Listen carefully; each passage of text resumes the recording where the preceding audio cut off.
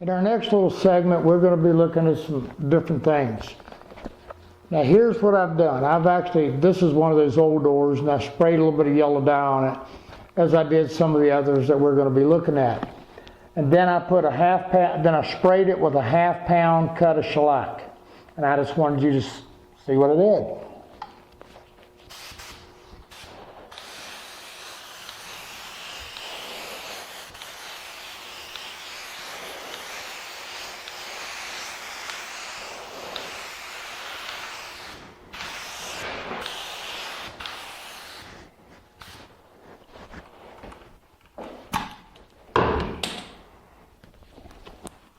All I'm after here is a light barrier coat. Just enough to seal in this coat of dye. Now, I'm going to clear the room, come back, and we're going to see what we're going to do next. All right. Here's one we toned in, if you will.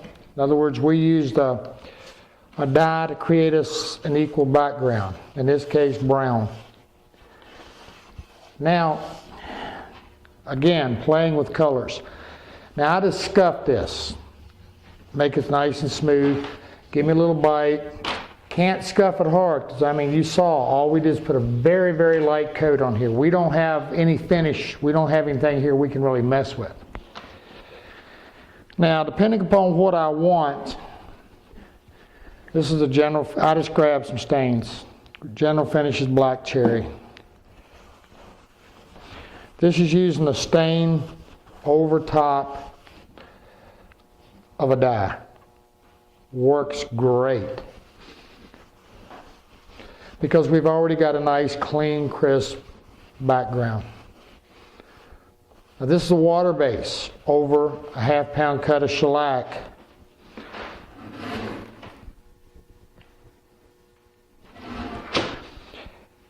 Now that's in a brown tone. If I wanted to red it up, here's one. What the name of this? It's cranberry red. That ought to red it. What do you think, huh?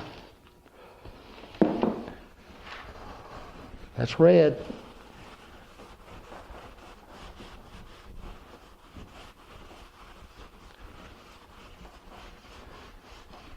But see, by using that half-pound cut and letting that dry, I'm not messing with my background. I'm using it. See, I'm coming back over top of that black cherry.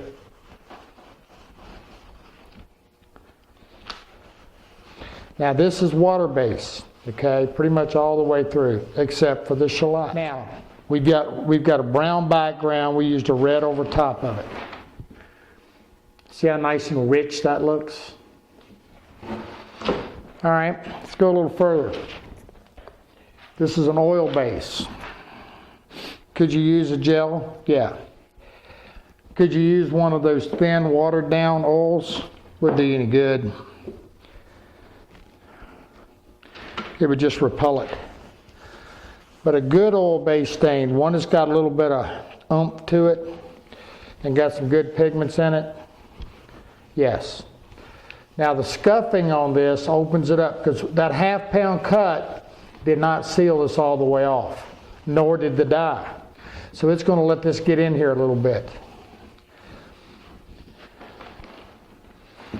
You can see up here the difference.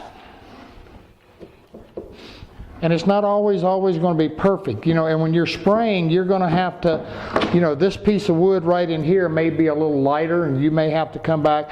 I've actually taped them off on the seam and sprayed just a section of it to bring them in together.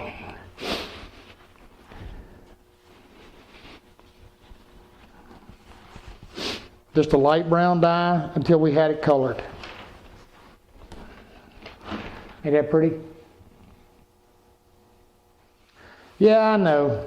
What idiot would spray a piece of curly cherry orange?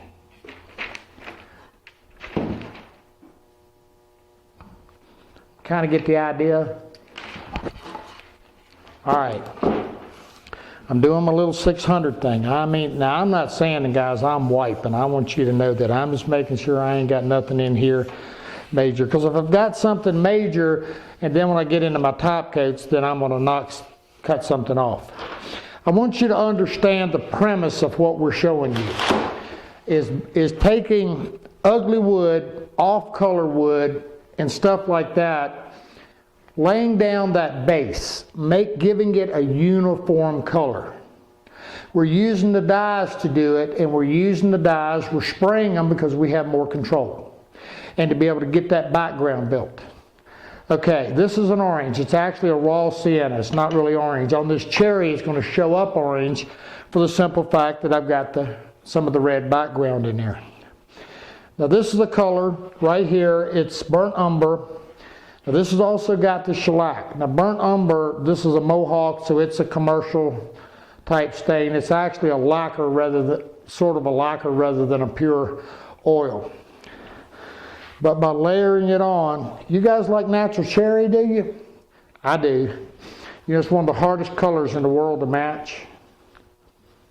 Absolutely.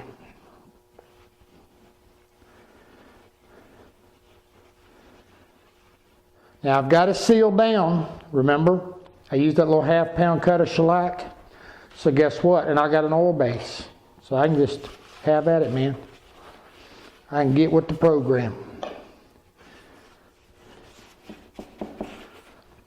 Not going to have a problem anywhere. Because I'm not going to disturb, this is not going to disturb what's under it. Now I'm not going to get way out there.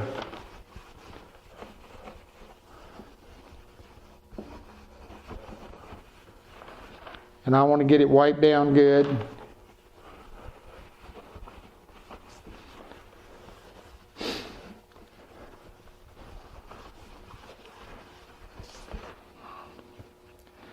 Now here's something else I'm going to show you. Rounding these little edges and stuff, it's always difficult. Now you're not going to like what I'm going to show you because you're going to tell me, well, I ain't got a compressor. Well, I know. But if you got a turbine, it'll do the same thing. And that is simply to take an air tool and get in, and I'm not going to do it because it'll blast your sound on the thing. Take a little low pressure air blower and blow around inside of there to get the grungies out. But you come up with a pretty nice color with those orange and red tones that we like with natural cherry. All right, here's a fun one. This is a piece of white pine. Now, I dipped a little bit of alcohol on it, and that's what made it do that right after I did it. Check it out. Now guys, I don't know what you call yellow, but that's yellow. That's almost a chrome yellow. And all it is, now I could have used an amber, whatever I wanted. Let's try a little bit of this right here. I want to show you what the yellow does. I've already showed it to you, but I really want you to see. And I want to explain this to you again. Now this is an oil, and we've got a shellac on here. Doesn't seem to want to take it too well. Here's why. Or this helps, okay? I didn't 600. I got to give it just a little bit of bite. Let's see if that helped.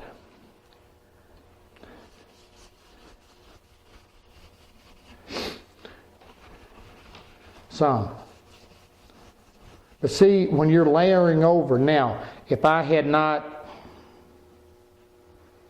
in this case with an oil-based stain, with a dye, I probably didn't need to use the shellac. And I wanted to show you that. Okay? Now, let's go a little further. And we're just going to take the same colors we had. I'm not trying to necessarily show you pine. I'm trying to show you some water base. Again, now this is pretty dark. And this is sanded through the Performax, so you would have sanded it better. By having that yellow undertone, it gives me that amber coming back up through. I could dust a half-pound cut of shellac on this and hit it again. All right? What I'm showing you is that the undertone, when you put this on first, and create that equal color. What you're creating is the tone. You're creating that amber. And in case you don't know it, that amber color is what makes wood warm. It's what makes it beautiful. If you look at something really good, unless it's painted completely dark, look at a beautiful piece of wood. You're going to see that honey, that amber coming up.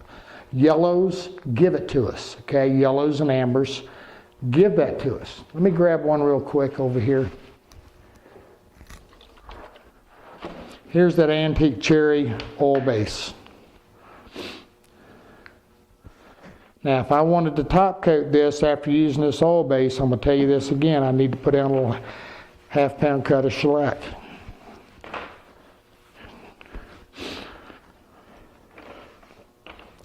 Now, one of the problems we're running into down there is that lacquer-based stain is trying to cut through my shellac a little bit. Now, this is General Finishes Antique Cherry. I've got a yellow background. I could have done it with, they have a dye called Amber, and they also have one that's yellow.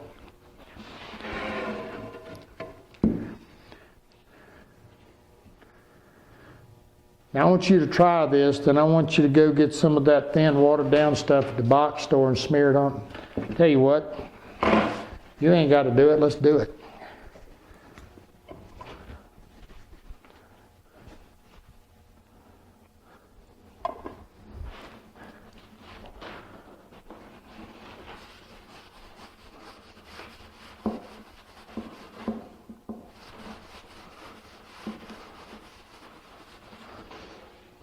Now I've already done that down here. It's blotching. This is the one I used to show you the blotching. It's gonna.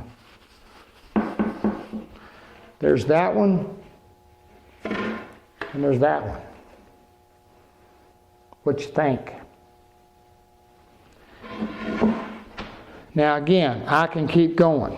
You know, I've got, even though I've got an oil base on here, down here I've got a water base. The water base ain't going to seal me in. I want it it's not quite what I want.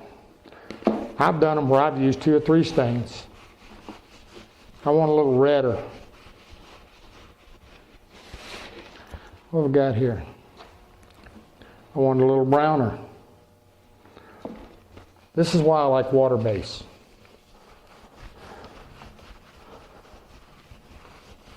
I can come right back up over one. I can keep going until this is why I tell you, always figure out what you want to do. Entirely different, more amber, less amber. It allows you to change your mind. And it allows you, when things don't go as you planned, to reverse. That's why I like water-based dyes and I like water-based stains. I like the alcohol and the NGRs too. I really, really do. But in your world, not to have to deal with those solvents, you don't have to. And the other thing is you can get some really, really beautiful results. That's what I want you to understand. And the other side to it is that when you think that, like me telling you I'm going to take one of these big Bombays and I'm going to spray it yellow, and you think I done lost my mind, give it a shot. And here's the other thing you want to do. Always keep yourself a journal. Write down exactly what you did. Be meticulous in what you used to do what, okay? And when you get a color that really suits you and you really like it on cherry, okay, make sure you know your formula so you can come back and reproduce it. In our case, where we ship stuff all over the world, we actually make a little plastic laminate and we'll tape it under or stick it under. We want to know that if we have to come back and repeat something, we want to be able to match that color. You need to do the same thing. All right. We've learned that using different products to control blotching is essential. We've also learned that in adverse colored woods and different things, they're using underlayments or undertones to create backgrounds can dramatically help us to achieve really nice color as well as nice even color. One of the toughest areas is sapwood. Now, a lot of woods, it's not a huge issue.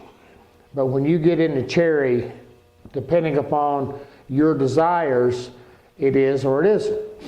Now, what do I mean? A lot of guys will use the sapwood in cherry, the white stuff, and I see a lot of guys use it and just leave it.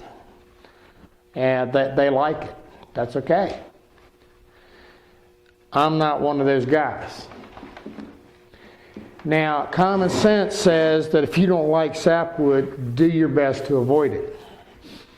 An example would be just like this piece of wood where we've got a lot of sap. On this side, we've just got a little bit on the edge. So if I was doing it, I'd try to cut this out and keep my nicest side for my premier side. Probably cut that knot out too. Anyway. But in cherry, it used to be sapwood was a defect in cherry. That's not true today. The grading systems keep changing and sapwood is no longer considered a defect. Now, if you're using, and in walnut where it's an absolutely black and white scenario, it can be a big issue. Maples and oaks, it's not always a really, really big issue. And because those, maple, you rarely see it, you just don't. The other thing is that in oaks, because oaks don't blotch, you can just dye them pretty heavy and be done. Now, one of the things you want to do is dye your sapwood. Now, you got to experiment a little bit because the other thing that controls color is dilution. How concentrated or not concentrated you have a dye or a stain. And by changing that dilution, you can change its strength. Here's a couple other ways to deal with it. On this, I actually put down a 1 pound cut of seal coat shellac. Then I took a little bit of shellac and I mixed in a little bit of trans tint. And I used a reddish brown, you could use a Bordeaux in cherry. And I mixed it just kind of weak. Now remember, I told you I put down shellac. I did that for a reason. Cherry blotches and cherry sapwood really blotches. And then I'm just taking my little shellac mix with my little bit of tint in it, and I'm kind of coloring and trying to create as equal as I can a background. Now, there's other things I can do. I've also, here in water base, I've got Mr. Lockwood's Antique Cherry, and I've thinned it pretty good. I'm going for a light tan. And again, right over top of my shellac, I'm able to color it. Now I would let this dry, then I come back on top of it with a color. Now here it is that's not been treated with shellac.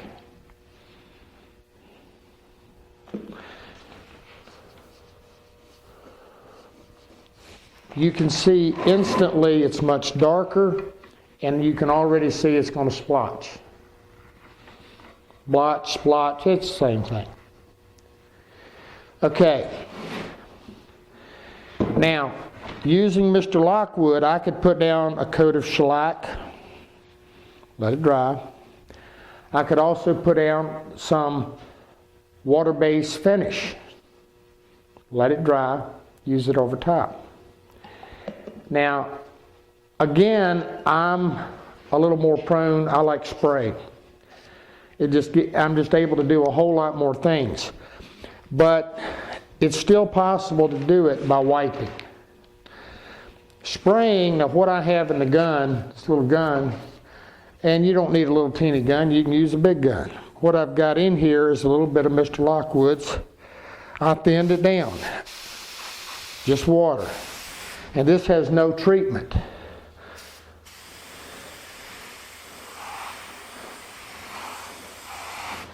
Now because I'm able to just gently lay it on there, let it dry, keep going. Now if I get carried away with myself, I'm going to blotch it. I just want a little dusty spray going on. And I can color it in.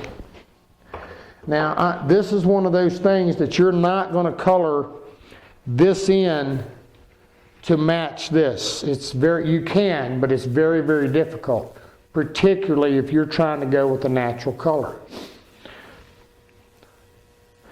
The other thing with cherry, because it darkens, to make your sapwood just a little, if you're going to try to go with a very light color, to leave that sapwood just a little darker, it's probably a smart thing because the cherry, as it ages, will catch up.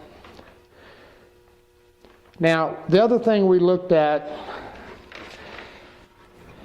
here's a situation that we also have some sapwood. Now, I keep telling you guys, I really like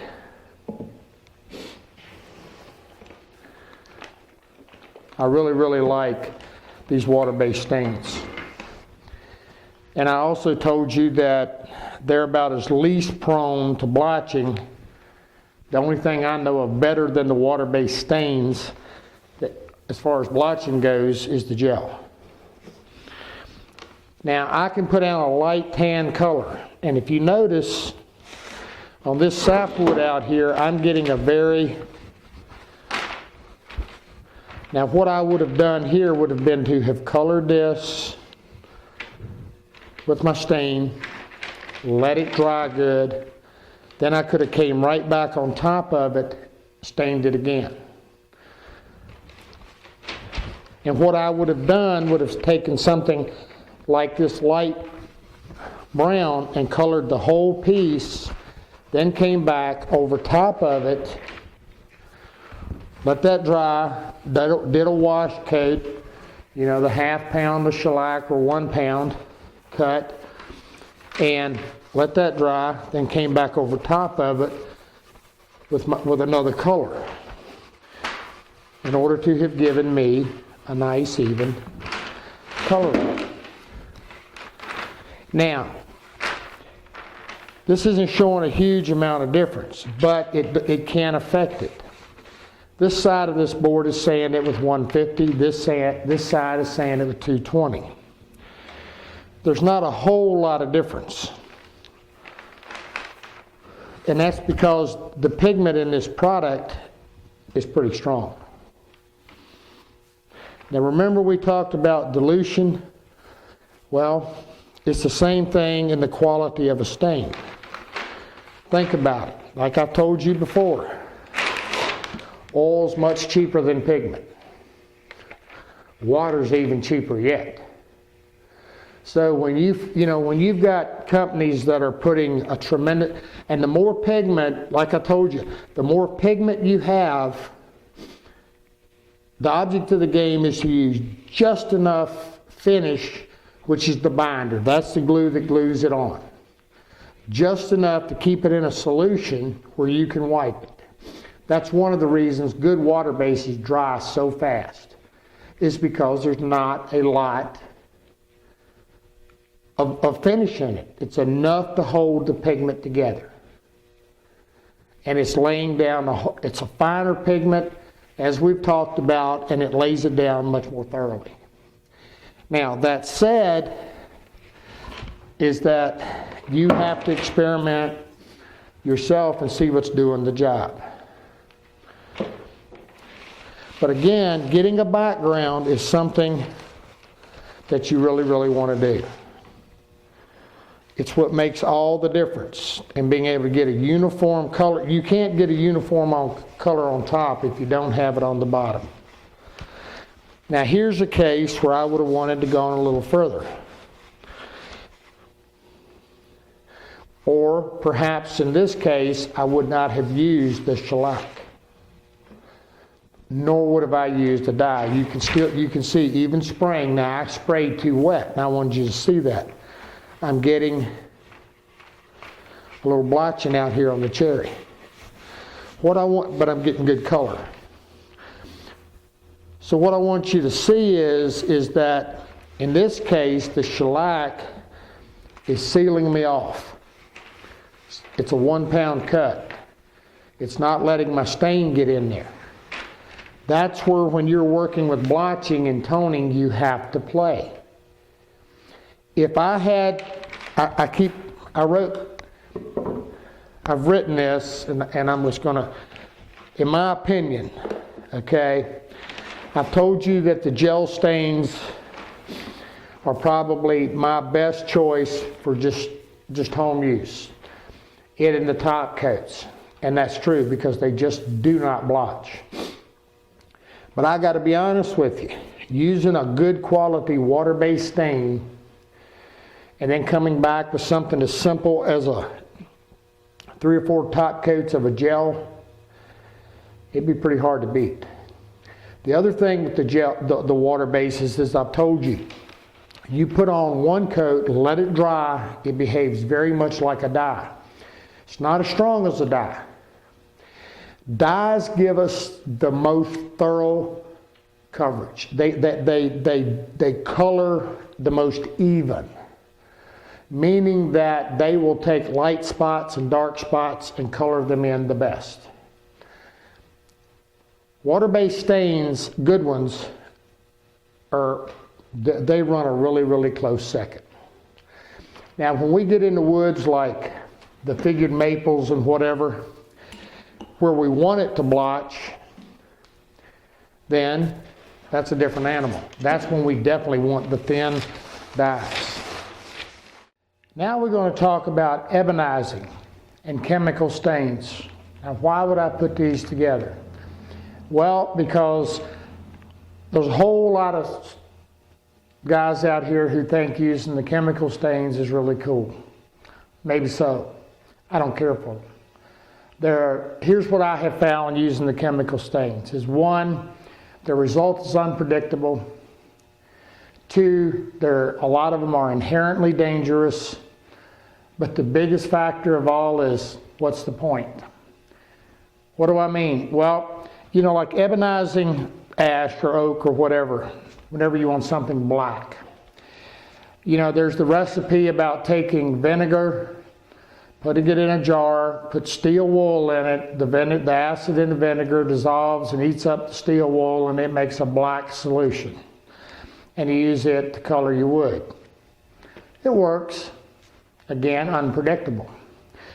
The other is like on white oak, to build a tent so that nothing's touching the piece, and to put saucers of ammonia in it. And the fumes from the ammonia caused the white oak to turn brown. That was what Stickley did in the mission world. But Stickley didn't have the modern day dyes and stains we have, okay? Then at Woodworker's Supply, you can buy the old growth, instant age formulas, and for different species of wood. You have potassium dichromate for cherry. In case you didn't know it, you know, cherry, mahoganies, these woods, like I said, they darken as they age. Now, this is drain cleaner. What is that? Well, it's actually lye. And lye is an oxidizer. And what happens with cherries when they age is that, you know, they turn darker, and it's sort of like wood rusting, it oxidizes. And sun and light cause that to happen. Now, one of the slickest tricks on getting cherry to age or to get it to create its own patina faster, simply set it out in the sun. Let it suntan. It will do it very quickly. Now the only caution I'll give you on that, if you got big flat tops and you set it out in the sun, that sun coming down will dry out your top surface more than your bottom surface, and it'll cause them to cup. One of our oldest tricks when we had table leaves that had cupped was to get all the finish off and lay the upside out into the sun, let the sun hit it. It spray a little water on the bottom, let the sun hit the top, bottom swells, top contracts from the sun, levels out. You actually had to be pretty careful or it would reverse itself. But I'm telling you at this point about the chemicals so you can't say I didn't cover. That's about as far as I'm going with them. I just don't see the point nor the need. Now, ebonizing is simply making it black. We have black dyes, we have black stains, we have black paint. Why do I want to risk? Here's a black dye. It's an alcohol base, they're water based too. But there's something I want you to notice with this. I don't know if you can see the purple cast that has.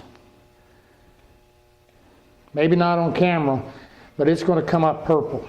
Why is that? Blacks are actually typically extremely dark blues, sometimes dark greens. Now, a stain, but I want to show you the difference. This is a water-based stain. This is a lot of a water-based stain, maybe more than what I need.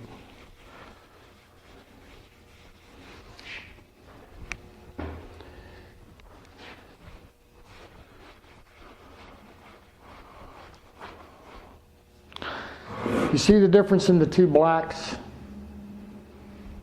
What's the difference?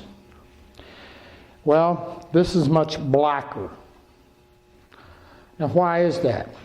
That's one coat. Here's the coat of the stain. Here's the second coat. This is about as black as it's going to get. What's the difference? Wood finisher's secret. India ink. You can, craft stores, all kind of different places sell it. And you can usually buy it in an alcohol or a water base. It's about as black as it gets and it is strong. I'll usually take something like a good alcohol, a good water-based stain, and I'll add a slug to it. Slug. Is that a measured unit? Yeah, sure is. It's a glue, glue, glue, glue. You know, you can use it straight up. All right, you don't have to do anything to it. It's an ink. Remember I told you, inks are like metal complex dyes. This stuff is strong, it's tenacious, and it is black. And to either buy, and it's not super expensive to buy it, add it to your stain to intensify the black, buy the alcohol base, add it to your alcohol base dye to intensify how black it is, or to use it straight up. That's how you ebonize wood, guys. It ain't no harder than that. Okay? So to mess with the chemicals, just not a really smart thing to do. Not in my book. If you want to, that's up to you.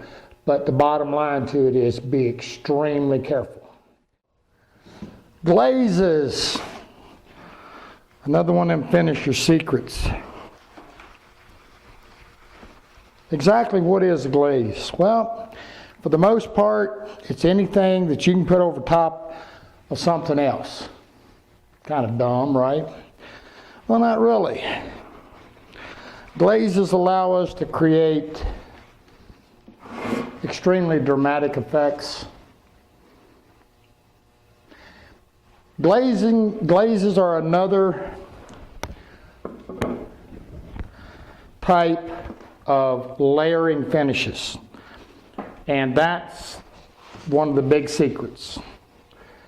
Well, I don't know that it's a secret, but it's one of those things that are avoided. Now what I just used, that's that piece we ebonized. Now here's what you always want to do when you're using glazes, is you always want to seal off whatever you got down. Now, glazes go over top of a finish, and that's a good thing, because if you mess it up, you can reverse it. Some of my favorite things for sealing down my colors: the spray can of shellac, water base, as long as that's water base, a little bit of lacquer. Now, glazes are typically designed to be white. Now some companies make them where you can spray it and then wipe it, kind of like spraying the dyes and the stains. You know that pickled oak? Well, this happens to be a whitewash wood stain. You can use white paint.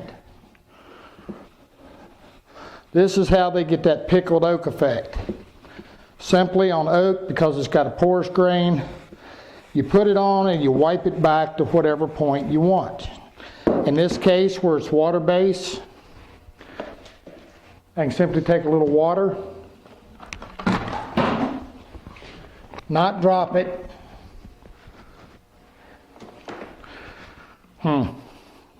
Screw the tops on tight, guys. Wipe it back. Lighten it up. Whatever I want to do. Now in this case, to get the whitewash or pickled look, I'm actually going directly over top of raw wood. If I would have sealed this with a shellac or a lacquer or a coat of water base and let it dry, I would be able to wipe it back much easier.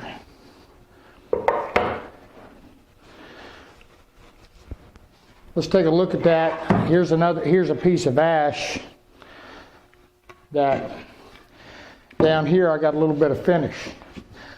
Always scuff sand before you use a glaze. That gives the glaze something to bite into.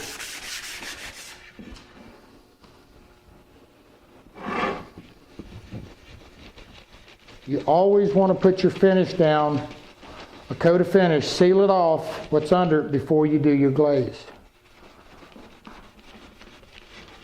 See how I can control that much better?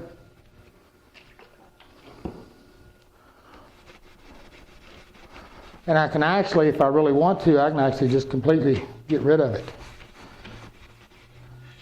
Like I said, glazes give us the opportunity to really make some beautiful stuff. Where's another fun one here? What I got out here?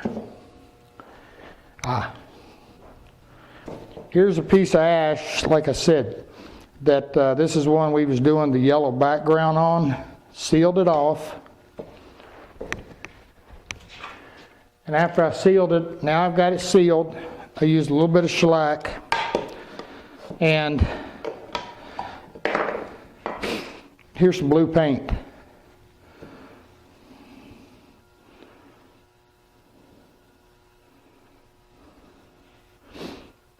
House paint, latex paint, works great.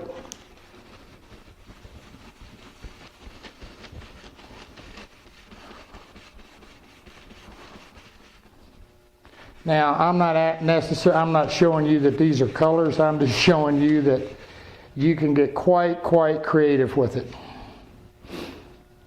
You can play and have a lot of fun with glazes.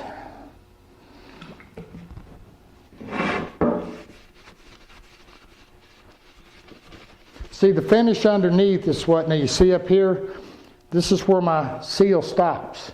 See how the wood is soaking it up? I lose control if I don't put something under. I can go to any intensity that I want.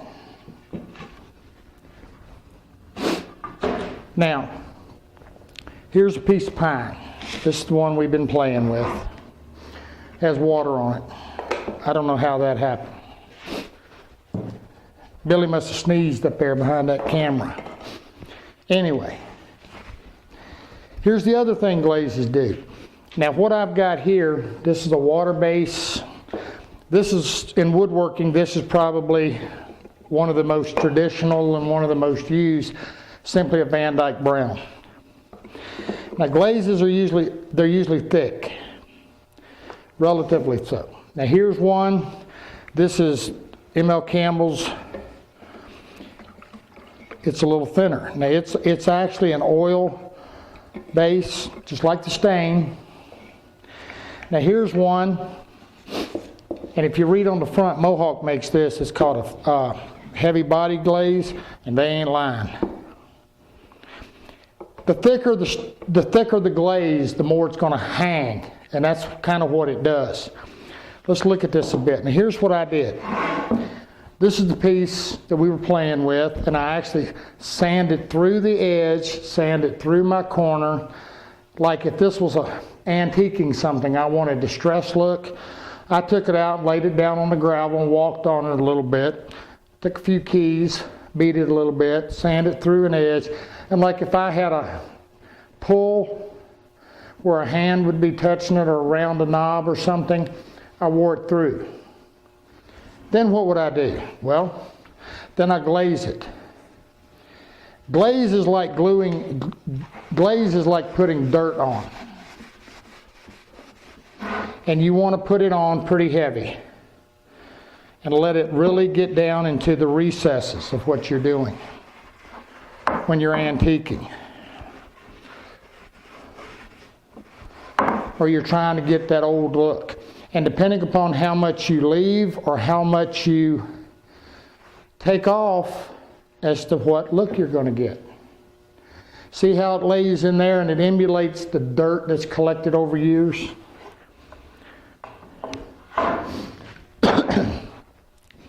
All right, just for fun, I ain't never done this, but I'm gonna try it. Here's a piece of tiger maple that we were showing you blotch control on. Again, I put a simple coat of shellac on it. I'm scuffing it just enough. Color's this. This is another one of my favorite. It's a dark red mahogany. Now this is an oil base.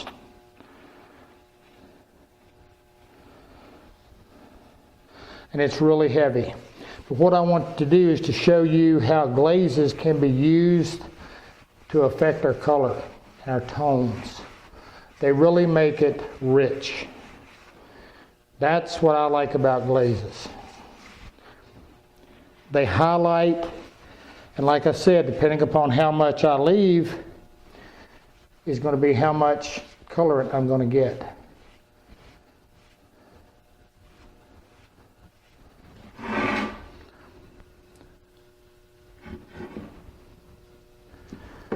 All right. I could go on and on and on about glazes. Glazes can cure a tremendous amount of ills. Here's this cherry door. Remember it? And we now went back just for your benefit and we made it too orange. Way too orange. But we're not going to panic.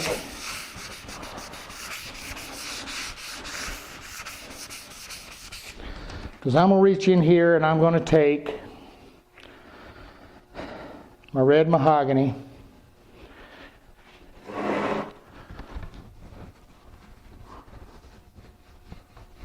and I'm going to layer coat on.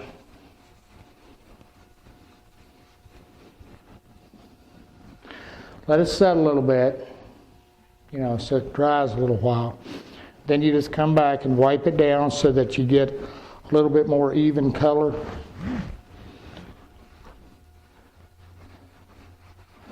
And it reddens it up. It brings you a red tone. The other thing you can do is you can take it, like up in here, let it hang around your molding, your edges and whatever. Again, not being a distressed look, but being an aged look, a nice old aged patina. And again, leaving it hang in my corners and in recesses that would be difficult. Normally in the normal cleaning process would not get it. It actually helps to accentuate it. Makes for making nice antique looking. All right, we're going to look at some more coloring techniques. Now here's what we got. This is one I just did. I wanted to show you about using, this is a piece of poplar. Cheap, inexpensive poplar. Now, let me tell you what I did. I put a 1/2 pound cut of shellac on it. Very light. And what I did was I took and I used an amber water-based dye. That's all that is. And I dyed it. Now, I got some overspray on it from messing with it because I sprayed a little bit of finish so you could see better. Then I used a light walnut dye. It happened to be an alcohol base.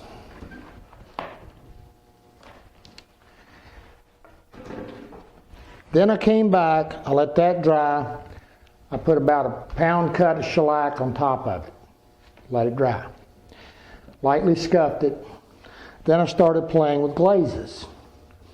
This is actually the color's so minor here, difference. This is actually the dye pretty much straight up. This one, I put just a light coat of a yellow ochre water base glaze on it. Just wanted to give it a little bit more honey. This one, I used like a cinnamon brown, just a brown, to give me just a brown. This one, I realize it's almost impossible to see this on camera. This one, I used a dark mahogany glaze. Now this, these look just like a walnut. This looks like a mahogany. I've got good color. I can see my grain, not all muddied up. Layering finishes. And that's exactly what you should be doing, is taking a sample and going through your various steps so that your finishing schedule, knowing exactly what you're doing. Now here's one, I just scratched it, but that's all right. Now this is the, we told you earlier, this is the steamed walnut. And you can see how dark and black and kind of real chocolatey looking it is, almost purple. If you look up here, you see it's a lot more honey colored, lighter, looks more like a natural walnut. What did I do? I simply took again an amber dye or a yellow. And in this case it was water based, and I dyed it. That's all I did. And here's the point, is that you wouldn't normally think about taking a yellow dye and putting it over top of walnut. But in the case of the dark steam stuff, it really works nice. Now I'm going to tell you something else looks nice on walnut, because we like those honey colors coming through it, is a coat of orange shellac. The orange in the shellac helps pop and bring out the honey tones in the walnut. But if it's the really dark steam stuff, you got to do something, unless you like that. And in my case, I want to see those honey colors. So I went a reverse. I already had a dark, so I took a light dye to kill it, to lighten it down. Very quickly, here's another one. Here's a piece of tiger maple. Here's where we trace coated it and sanded it back with a very dark brown.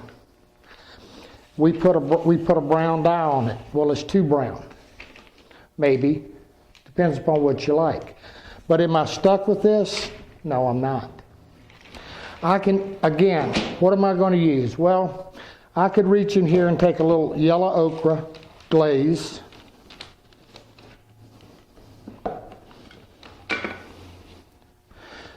Kind of looks like yellow paint.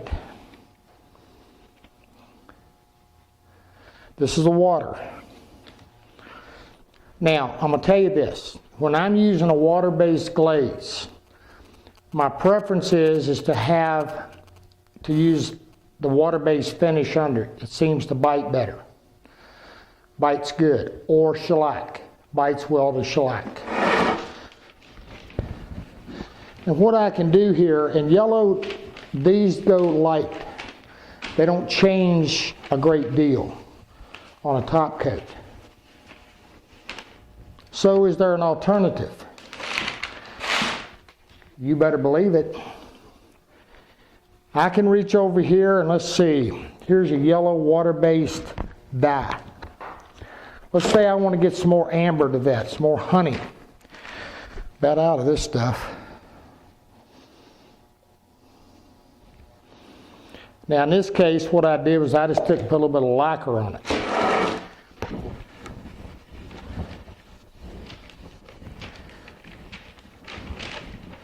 Can you see what's happening? I'm bringing my honey tones back in. I could take something red and put over it if I wanted to give it a redder tone. That's what glazes do. Glazes are a form of shading and toning. Toning is typically referred to when you're doing an overall thing, that you're creating a color tone. Show you a little bit more. Now what I've got here, I'm going to show you this. This is kind of cool for antiquing too. It's a term called dry brushing. And it's just what it implies. You want that brush to where there's just very little on it. And you can come in here and just gently, now I'm going to say this again, you want a good brush. Don't go get the 39-cent stuff. You want a good fine brush. In this case, I'm using an oil base. So what I'm using is a nice China hair brush. If I was using water, I want to use the Chinex. I want a synthetic. Because water, you know how you wash your hair, it fuzzes up. I've told you that, but just to remind you. And I can do this and I can work it in areas. And this is a nice way of applying a glaze.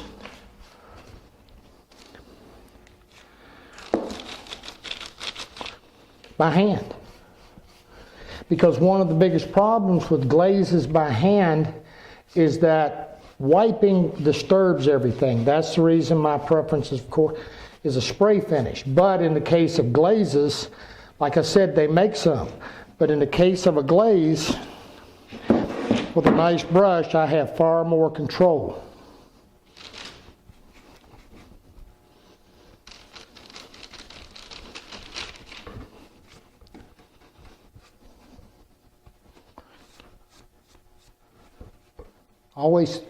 Always come off your ends. Don't. And work it into your corners to get that nice little antique look. See how much better you can control? And you can gently. And you can create some magnificent looking pieces. And as you've seen, you can actually take some pretty cheap stuff with some good finishing techniques, and you can make gorgeous. I've already told you, most of the stuff out there, a lot of the cherry is nothing more than maple. Now this doesn't have hasn't been through, but it colors very, very well. Is that the only way? No. When you get to the extremes, there's the other thing, and that is shading lacquers. What is shading lacquers? Well, you can make your own, and when we get to spray finishes, we'll do that. But they also come in spray cans.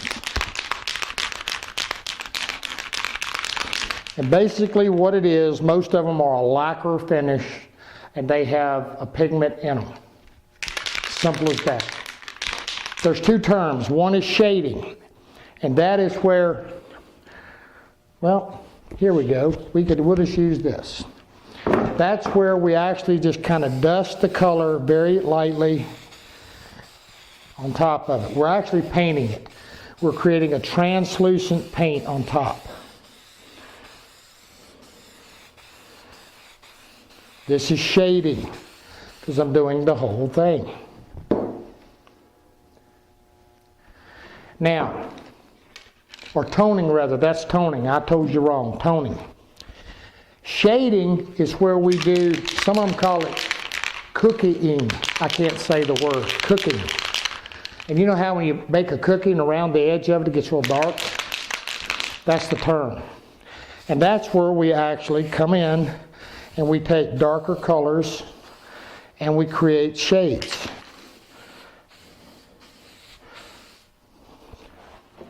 This is shading in. You know, you've seen the refrigerator where it's all one color, except they've got this, you've got an adverse tone going around it. That's shading. Again, we'll look at this more when we get into spray finishes. All right, remember this old piece of plywood? That's that piece of maple. The one that we were showing you how to take the dyes and you could lighten it and wipe it back and all of that. Here's what I did.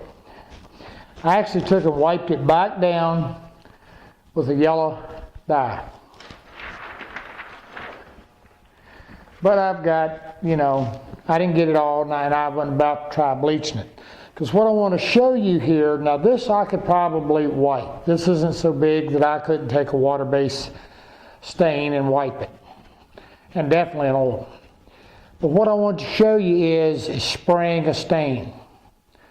All right, and just how effective and how efficient, and you know, particularly if I've got something really big, I want to get it on, get it wiped back, and be good.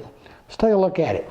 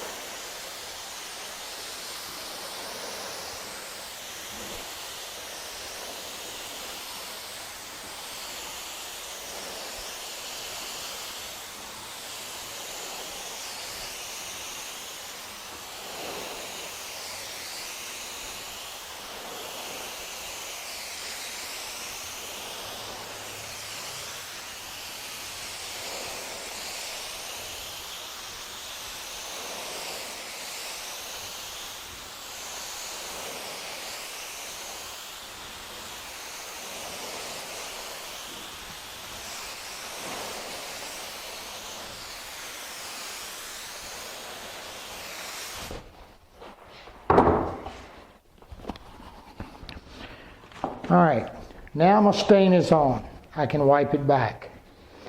This is what I was telling you. A lot of times what we'll do is we'll have somebody coming behind us and wiping it down. And that length of time I can feel this getting a little sticky. So I want to wipe it good and I want to wipe it fast. But there's something else I want to show you when I get done with this.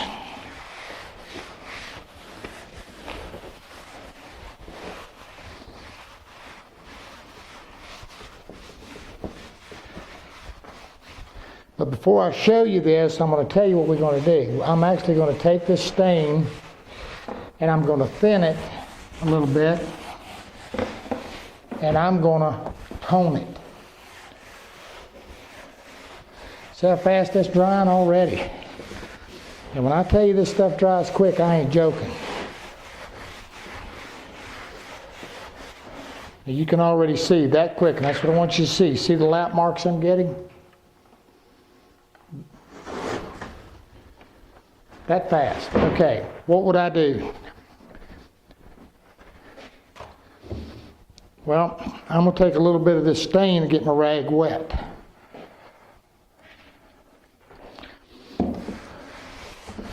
And that will help me to even this back out.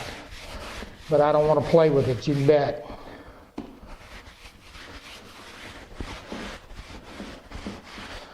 If it all gets crazy on me and it wants to go south, I can always, because I got that washed coat of shellac under here, I can always come back and wipe it down with some water and help myself out. Here's the other thing I can do. I can treat this essentially as a base coat.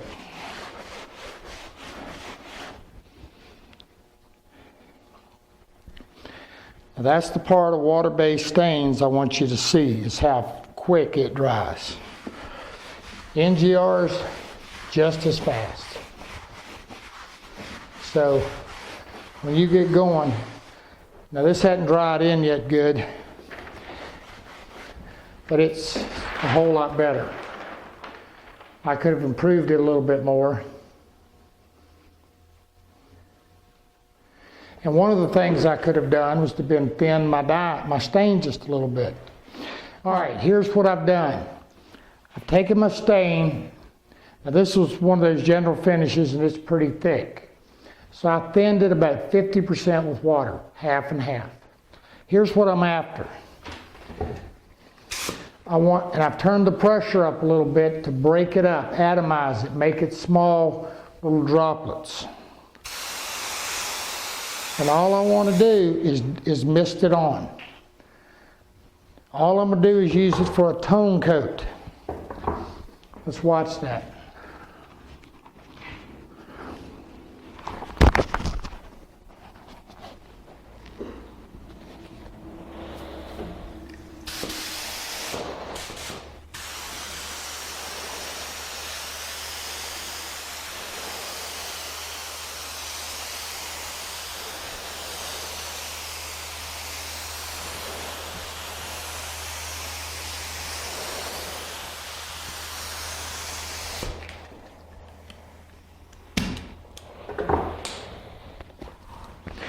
Now you notice what I did. I got way back. I held my gun way back.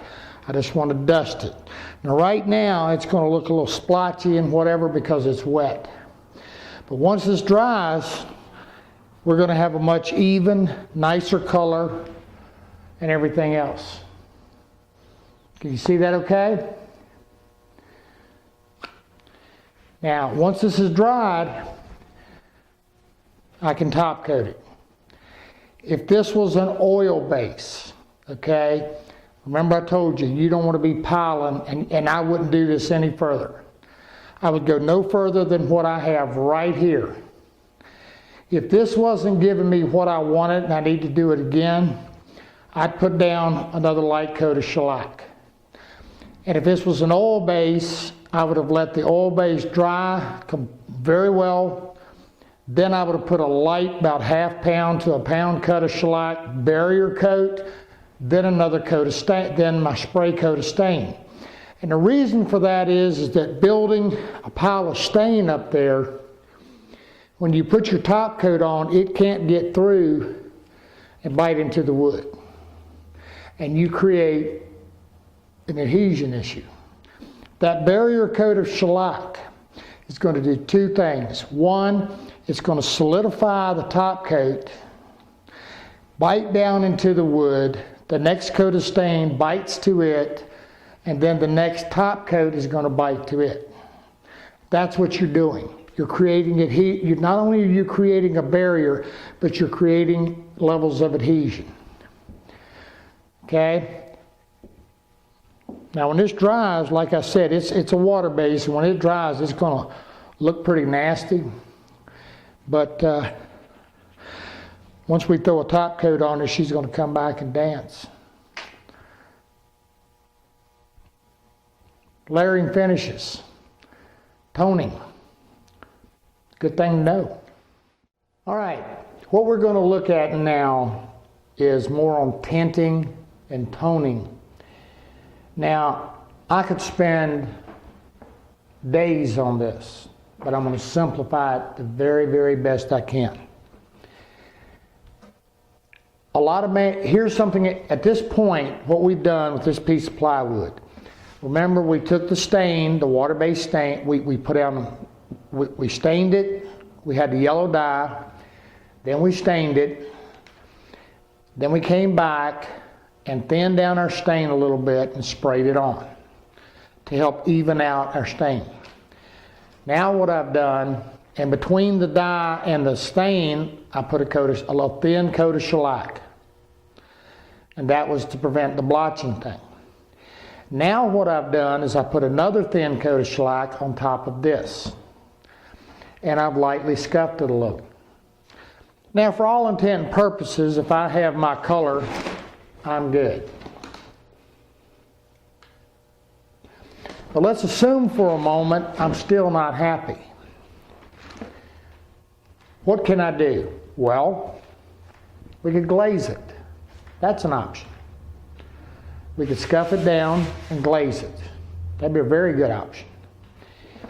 But what if I don't want to do that? Is there an alternative? Is there anything else I can do to help this out to get, or I'm at this point and I'm looking at it and saying, you know, in this case, let's take this brown. I'm too brown. I wanted to be redder. I wanted it to be closer to a burgundy. Is there anything we can do? We can. I'm going to look at that. Now, a lot of the particularly in solvent-based products, meaning lacquers, predominantly, you can take the commercial-made stains and actually add the stain to the lacquer to make a toner. And it's what it is it's a thinned down version of the stain that's actually mixed into the finish. Again, it's one of those things that these factories do all the time. Now that being the case, you can add an alcohol or NGR dye to a lacquer top coat. Spraying.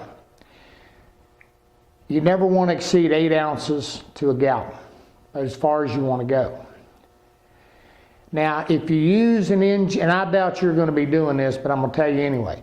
If you use an alcohol or an NGR dye in your lacquer, give it a slug. Remember that slug, a glug of acetone. There's a reason. The NGRs and the alcohols slow down the dry of the lacquer. All right. In water base, you can add about 1 ounce to 2 ounces of your stain, water-based stain, into your finish. You can also add the water-based dyes. But that gets real complicated, all right? It gets real complicated, and it doesn't do a whole lot for adjusting color. The other thing with adding dye or adding stains into the top coat or into your finish is it makes a muddied look. It just does. Adding dyes doesn't do too bad. They actually do pretty well. Now the thing we have to understand about dyes, can you spray a dye over this? No. It's not going to do real well. And the reason for that is dyes do not have binders. Dyes have no way, we're now sticking something on. Now in the case where I've got a shellac down here, an NGR, alcohol, or water-based dye would penetrate a little bit and bite in. I could actually use it like a glaze, but it's going to give me a very, very thin color. So what would be my options? Well, in my case, what I prefer above it all is to simply take about a 1 pound cut of shellac and tint it. How do I do that? I'm either going to use the trans tint, which is a dye, or I can use the Mixol, which is a pigment. Now, I'm going to tell you again, it doesn't take a lot of this.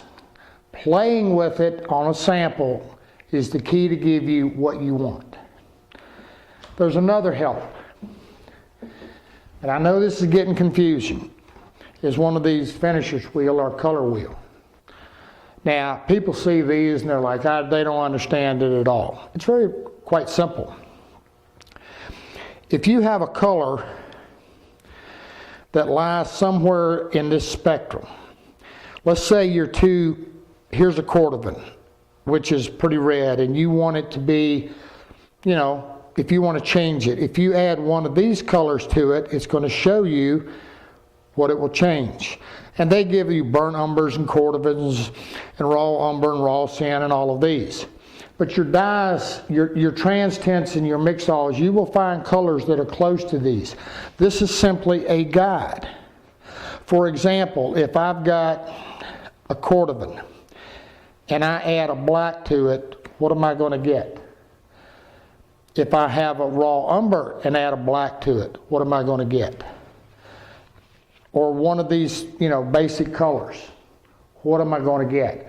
They're very inexpensive, and it kind of helps you to have an understanding of kind of where you want to go. But the color wheel is actually formulated using a white birch. So that's pretty bland wood. But in reality, if you're using a cherry or a walnut, then you have to take whatever you're looking at. Meaning if you've got a cherry and you've put a stain on it, that cherry is going to give it a little bit of red and adjust. Now I will tell you up front, you'll probably get a little frustrated messing with this, but once you kind of get a handle on it, you will love it. Because it just opens up a whole nother world, and you're just able to make anything look like anything you want, even when it didn't come out that way to start with. Now we've talked about this chart, okay? Again, these are your primaries. Primaries are colors that you cannot make from anything else. Secondaries, combination of these. Then your color and your complements, meaning a red and a green, meaning if it's too red, use a green. This is all taking it toward a brown side, to the browns. If it's too orange, add a little blue. Here's your hint. Red, adding a little red warms or brightens a color.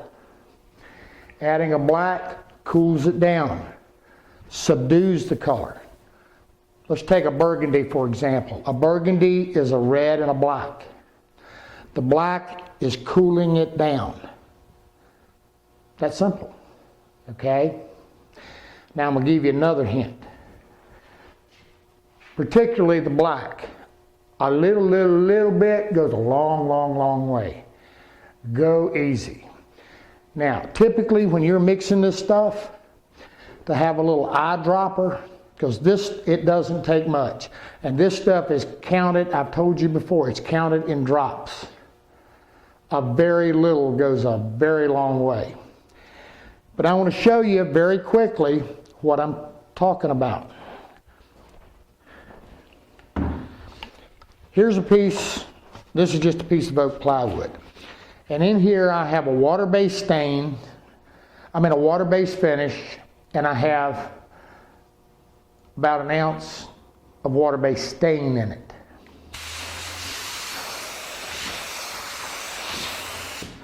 It gives me a tint, a tone.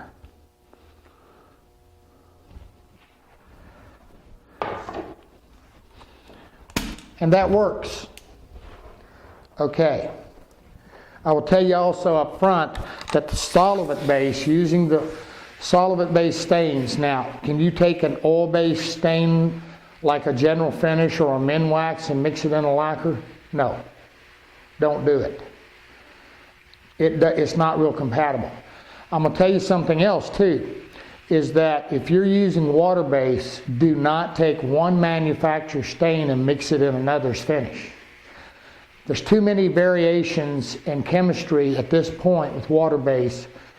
You might get by with it, but I always recommend to people that whoever your products you're using, if you're using Target, use the stains. If you're using General Finish, use their stains.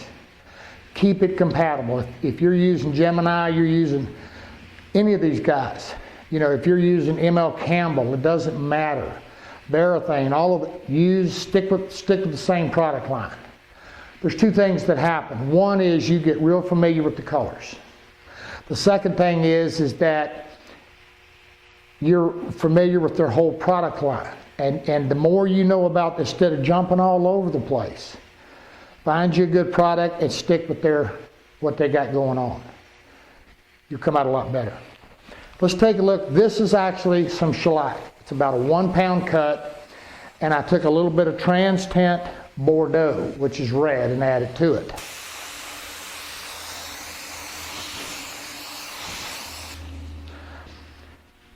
Now the thing I get here is with the solvent, I'm able to put it on much thinner, yet much more intense. And by using my shellac, I'm perfectly compatible with any top coat I want to put on it. I could put a gel finish on this. I could come back, put a water base on it. I can put a solvent base. But I want to show you what it does.